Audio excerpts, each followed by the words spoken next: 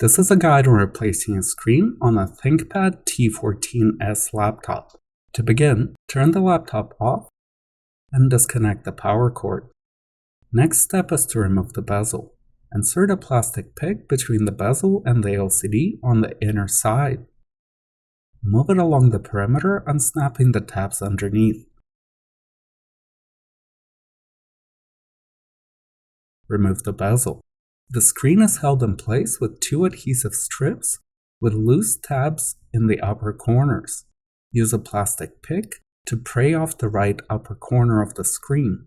Pick up the loose pad in the top right corner with tweezers and pull out the adhesive strip. Pull out the adhesive strip from the left side. Place the screen on the keyboard. Peel off the clear tape securing the video connector. Open the connector bracket. Disconnect the video cable. Discard the old screen. Place the new screen on the keyboard. Reconnect the video cable.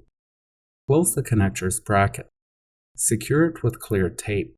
Caution: it is very important not to force any connectors. Also, make sure not to twist or slant the connector when plugging it in. Now we can test the new screen. Lift the screen up and lean it against the back cover. Reconnect the power cord and turn the laptop on.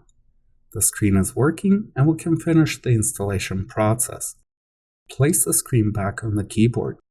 We're going to use a set of adhesive strips to reattach the screen to the back cover. You can buy a set of adhesive strips on our site LaptopScreen.com. Clean the sides of the screen with alcohol and a piece of cloth. Apply the adhesive strips. Peel off protective film. Lift the screen up and apply some pressure. Remove the protective film from the LCD. Replace the bezel. Go around the perimeter, snapping tabs back in place. Wipe the screen from the fingerprints. Reconnect the power cable, turn the laptop on, and we're done.